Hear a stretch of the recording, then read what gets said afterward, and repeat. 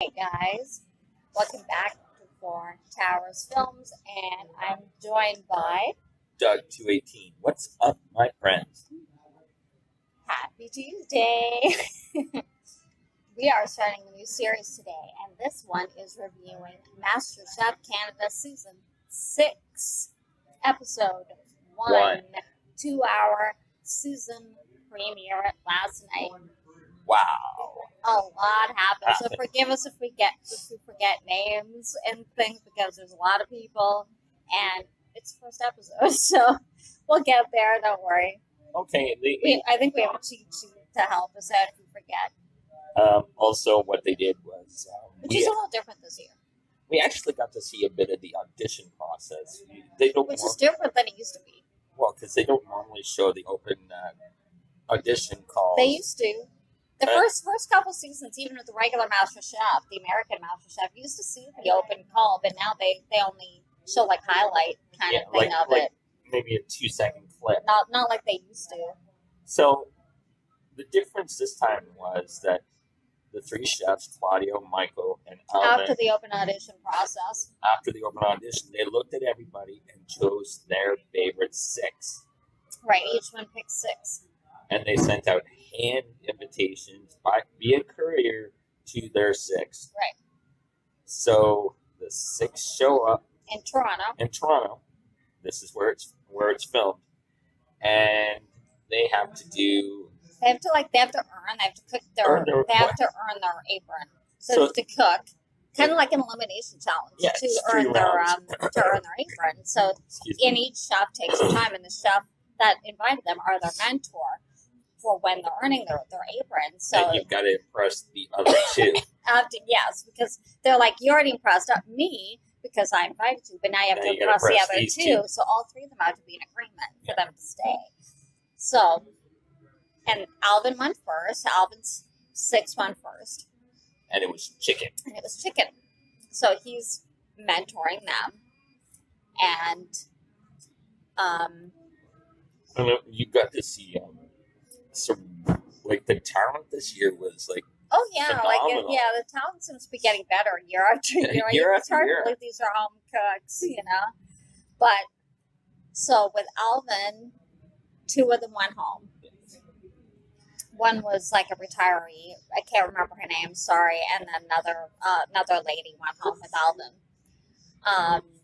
And then it was Michael's group to cook, and they had to cook beef. And now in this group, there's a vegetarian. And she's like, "Oh my god!" What was her name? Not Jennifer. And she says she lives in like this 100-year-old farm and with a kitchen and that's never been renovated and all that. So it's something else to be cooking here in the MasterChef kitchen. With like current modern. Like she's like, I only have a whisk and like a couple of bowls and stuff like that at home. So she's doing like Little House on the Prairie style cooking. Yeah, like really. So, and being a vegetarian, she doesn't cook with meat much, so she's got beef she has to work with. So she was like, oh, great, And the size of the cut they were working with was about... Yeah, like a steak. It was pretty thick. It was nice. Wow. Of course, they always usually do give them really, like, some of the best steaks and the best cuts of meat. Well, they can afford it, but her dish was really pretty. Like, they were surprised. For somebody who's a vegetarian who doesn't really cook with meat much. And her cook was right on point. Yeah, and they loved her flavor, so she went through, obviously. And with Michael's, only one went home, and it was a lady who had been adopted from Haiti and had come here. So you hear a little bit of her story, but she's the one who went home. They said her cook was good, but it wasn't to the point. It wasn't apron worthy, I guess. No, but they said, like they told all you don't want to give up on your cooking food dreams. And then it was Chef Claudio's, and they had shrimp. And in there's another retiree. And I liked him. I liked him too. He said him and his son are both chefs. And his dream, which is interesting, and somebody asked him, why isn't the son there? I forget if it was Claudio asked him, why wasn't the son there? The other retiree was Tony. He was a soccer coach. Tony. But him and his son are both cooks, and he wants to be there to help open something for his daughter. He wanted to open a spot with his daughter. With his daughter, it was a dream. Yeah. And but he's there, and so he had to cook up with Claudio shrimp.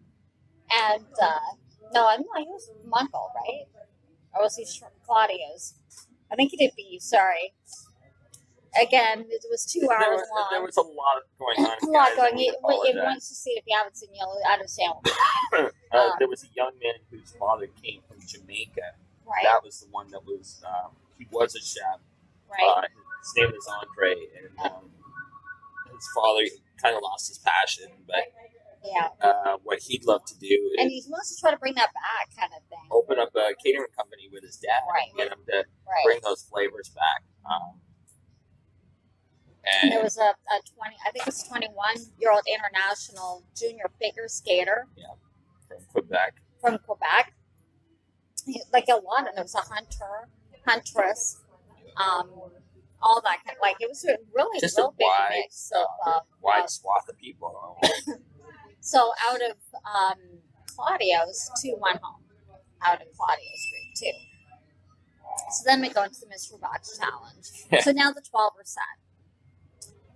And they go into the Mystery Box Challenge.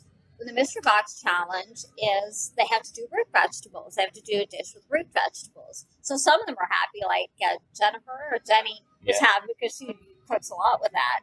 They have her own garden and all that kind of stuff. And a few of them, and the 21-year-old Stephen is his name, is saying that that's part of the Quebec culture. And they do a lot of that in Quebec. So he was happy. And so they were working, and was it then that Tony cut his hand, or when he was earning the apron? When he got his apron, he wanted to make fresh pasta, right? And he cut open his thumb, right? And so he chose to use pre-made store. Oh yeah, because he couldn't roll it. He couldn't roll it, and they thought it was a good choice. And it showed, he's 69 years old. He adapted to what he had to do. And you have to adapt. And the protein was supposed to be the star of the dish. And that's what they told him. Yeah, so it didn't really matter. He wanted to make the fresh pasta, but it didn't matter anyway. He made the beef to start the dish. And so he did chicken cacciatore with stuffed with root veg, and they're coming in how they normally do. They'll come around. They'll walk around. They'll question him and have you ever done this before? He goes, I made cacciatore, but never like this. And he's like, I gotta try it. I gotta take a chance, and he did it, and got him where. They loved him. He got him his apron. And so they're doing the root vegetables. And when they tasted them, Jenny, the stay-at-home mom, was the one who won. And they liked her the best, all that. And so, and then it was Chrissy, who was an airline agent, former airline agent. She actually quit her job to be on there because her job wouldn't give her any time off. So she quit her job to pursue her cooking ambitions. And then the other one was it Alyssa? No, it was another lady. Okay, hold on. Forget her Sorry, name. guys. We're still, trying like to we said, we're still trying to remember their names. So a lot goes on 2 hours. Anyway, Jenny won. Alyssa. From we're the top 3. So because Jenny won, she was saved from elimination, and she got to choose 2 other people who were saved. So she chose Chrissy and Alyssa to join her in the balcony because they were also the other 2 top ones who won. Plus, she's thinking she might be able to beat them later on down the road. Well, they're in the top 2 too, so you're top 3, so you never know. So they go up for other advantage was having everybody else who had to cook pick an order, like not what they were going to, like the protein that they were going to cook, but the order that they got to pick their protein. Oh, sorry, it wasn't Alyssa, it was Jennifer. Well, Jennifer's the one who won. Jenny won. We have a Jenny and a Jennifer. Oh, okay, so Jenny won. Jennifer, she picked. Okay, we're still learning. Alyssa's the Huntress and she made like an Acadian rappy pie, and they didn't know what that was. It's an Acadian dish, so but they liked it anyway. It was under her apron, and so Jenny got to pick who, like, what order they were going to pick their protein in. So it came down to Alyssa and Robin, I think his name is. Ravim, I think his name is. Rosen, sorry. We'll learn them, I promise. We're working on it. And it was just turkey and ham left. And so Alyssa picked turkey. And so she hates turkey, but she picked turkey. And Rosen got the ham. He was happy got ham. Lamb. Whatever. Well, to me, it sounded like it said ham. But lamb. So they were happy. And the one girl, I'll forget her name. We'll remember it. She picked octopus. She never cooked with it before. Chanel. I keep wanting to call her Chantel, but Chanel. Like the perfume, I guess. And she's like, if I'm going to go out, I'm going to at least go out saying that I tried something. Right. It's a risk when you haven't cooked it, but you know, if Masterchef, go big or go home kind of thing. Oh, and they even said that to her. Have you ever cooked this? She said no. But she looked pretty confident doing it, so. You know, she was supremely confident, and, you know, you can admire that. And,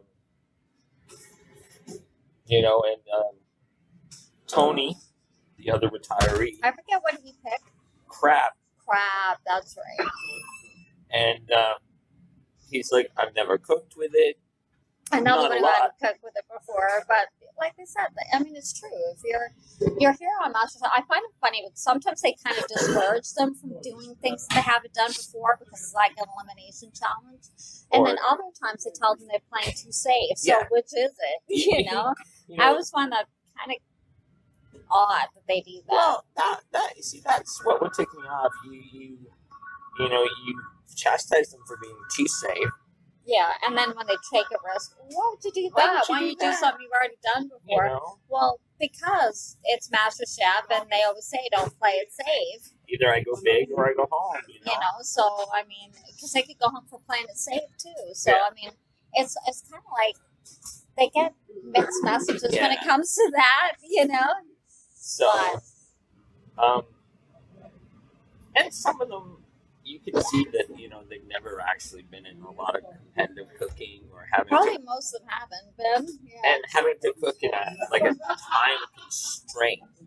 You know, they had 60... Oh, yeah, of course, the first big challenge. 60 minutes to do this in. And it's tough to do it in an hour. Well, and if you got multiple components that you want to, because you're really wanting to impress. And they don't want simple. No. You know, because like even when Alyssa brought up her turkey and wild rice, they're like, the turkey was good, it was succulent on that, but the rice was chewy, and it was not Masterchef worthy kind of thing. So that's, you kind of get that too. And we've seen other simple dishes that they've loved. So I don't know. You know, it's almost like there's a fine line to doing a simple dish. Right, which will accept to a dish that's too simple for them. And them go, yeah, okay. Yeah, no, it's weird. It's hard to know what their criteria is and sometimes. Now, one of them that I thought and kind of hope would do a little better was Cliff, the gentleman. Firefighter? No, he came from Texas. Right. And like Texas has got a big meat. Yeah. Big meat. They're known for it. A big barbecue scene, and you know, Did he do jerk? I think he did jerk, like jerk beef. Was that him, or was that the other? No, that was the other. That was Andre. I'm actually surprised he didn't do something like that. So it's very big in the South. So. You know, and I was like really surprised that he had duck legs, duck legs are tricky to cook because they just soak up moisture like boom, boom, boom. That's kind of what happened to him. And it lost moisture and it dried up. And he tried to cook it in the pressure cooker, and he didn't cook it long enough because what he wanted to do was shred it. And it wouldn't come off the bone. So he had to literally take a knife and hack the meat off this thing. And he presented like this sandwich. Yeah, right. Mm-hmm. With coleslaw. Yeah. And they were like, it's a sandwich. It's a sandwich. Like seriously. Although other people have given them sandwiches and they've been fine with it, so I don't know. But we don't know what it tasted like, so. But they weren't too happy that it was a sandwich, so. All that, and it was just a sandwich. And, but it was big. It was big, like it was all bread and like a ton of like cabbage. As they say, they do things big in Texas. Well, like you said, they said it was probably too much bread. Like it was mostly bread, like this big, thick, like this bread, or like a bun. It looked like a bun, like almost half of a kasha bread. Yeah, it was huge. Although focaccia bread's pretty, can be soft, but it was huge. Wild. It was all bread and cabbage, fried cabbage, I think. Then who else? Colin from St. John's had salmon, and because he was so disorganized, running around, he burned his fish. He burnt it, not just burnt it. It was pretty black. It was charcoal briquette black on the skin, and so he's rushing like just the look on his face when you're like, "Oh my god, I burnt my fish." Just no. Like that. He kind of screwed. So, but he did recover. He did recover. The young man focused. He cut himself a new piece and refired it. And made it to the table. Yeah. And they actually really liked it. They thought the flavor in that the cook was I could see. I think he was going for medium well. Yeah. And it was perfect cooked, so he recovered nicely. So he didn't panic, which was good. And Rosa, who had the what he wanted was lamb, and he wanted to do a lamb ragu, but he did it in a pressure cooker, but he miscalculated the moisture. Right. And it burned at the bottom. Yeah, it burned. So you see him pop that lid open. He's trying to scoop up the best stuff up the top. And I think even Alvin said it permeates right up, like from the bottom it comes right up to the whole dish ends up smelling burnt, and it can really affect the flavor of it. Even if the top's not burnt, it does come through. So that's kind of what happened with his dish. But he made it. It tasted okay. Yeah, they like the flavor of it. It's just that because it burnt, that was the main issue with it. There wasn't, and they thought there wasn't enough sauce too. Claudia said, you pulled off a Hail Mary. There was enough the spices and the layers of flavors. There was enough technique there to keep him. So he didn't go home. Well, and also Alyssa and Colin. Yeah, they Alyssa did turkey because she thought one of them would go home. Yeah, and no, they both made it too. But they said they did it not because she did enough technique, and because the main part of her dish was turkey, and she did it well. Yeah. So the rice has was chewy, but that wasn't the star of it. The turkey was fine, so that's why she made it through. And so then we have young Stephen Leffel from Actonville, that's Quebec. The figure skater. He's a figure skater, and he had ground beef. Yeah. And even Michael is saying, it's hard. That's it's a tricky thing to work with because you have to season it and build on those flavors. And he did a take on a Greek sandwich. Which sandwich is French. Well, I don't get it. But, hey, this is what he wanted to do. And, but it was too dry. It was too dry. It can dry out pretty quickly if you don't have enough fat. Not enough seasoning.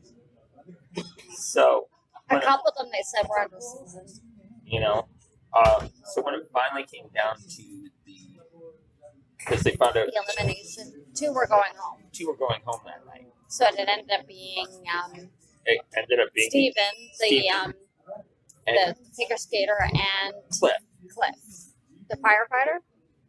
Is he firefighter? No, the firefighter. Oh, no, he saved. He's fine. The firefighter went during the cook-off to get the apron. Right. But Cliff was from Scarborough, and he was the one from Texas. Right. Yeah, that was sad. But the judges told Cliff, the moment you open your barbecue joint, you're going to see us 3. Oh, yeah. Yeah. You know? Because he did have good flavors and stuff. They did like what he did. Well, because they told him, you presented us the best audition play we'd ever seen. See, it's interesting that they know they can cook, but once you get into the competition, part of it's a lot of pressure, you know, because you're competing against 12 others. You've got the chefs kind of yelling at you that you're running out of time or coming and saying, taste this, taste that, or you might want to do this differently or whatever. I mean, I know they're trying to help them, of course, but just the pressure. I mean, we've even seen, if you ever watch Top Chef, it's the same thing. These are seasoned chefs, and they even fail. Same with Hell's Kitchen. They even have a hard time. I mean, these are ones who do it for a living, and it's tough on them. So imagine it would be tough on a home chef, a home cook, too. Well, it's like, you know, as a home cook, you have your kitchen. They have their kitchen set up how they want it. Yeah, you're used to your own kitchen. And then you're thrown into, like, a professional grade kitchen. Like, I'm like Jenny, I think, was surprised herself. Yeah. At being able to cook the way she did, because she's not used to that kind of equipment. And she's done really well so far for the first episode, but she's done pretty well so far. So Chanel and Tony are the main. So Chanel and Tony were winners of have the best dishes this week, and they will be team captains. The first team challenge next week's episode, which should be interesting. Should be interesting. I don't think that they didn't show it because they showed what's coming up this season, so we don't know what the team challenge is for next week. So that's a surprise. No, that will be a surprise. But it might be a good. It looks like it could be a good season. And last season, it looks like last season's winner, Becky, is going to be coming at some point, and also Tessa Virtue at some point. So it looks like it's going to be an interesting season. Yeah, it will be. As we said, there was a lot of stuff going on this episode, guys, and as it goes on, you know, we promise we'll give you more detail. We'll give you more detail, and we'll remember their names. But 2-hour episode, you got a lot of people at once, so you guys understand that. Oh, exactly. So, but it's pretty much a gist, though, of a 2-hour episode. Well, it's a long episode. It was good, though. It went fast. Oh, too fast, really. Most enjoyable. It was a great episode. Great to see the show back for its sixth season. Yeah, it's doing pretty well, I think. Can't wait to see what episode 2 will be. 2 will be next week. And you'll see us back reviewing it next week on Tuesday for episode 2 of Masterchef Season 6. Thanks for watching, guys. If you liked it, give it a thumbs up. Hope you did. Subscribe and hit the notification button up here somewhere. And we'll upload every time Masterchef Canada's on. Don't forget, we do other reality TV shows too. So if you're a Big Brother Canada fan and or Survivor fan, check out those videos. We also recap them, and there are more coming up. So stay tuned. We haven't started doing your favorite reality show yet. We just might be in the future. So you never know. Some of them haven't started yet. There's a couple more coming up soon. So we'll probably end up doing them too. Take care, guys. See you next week. Bye. Bye.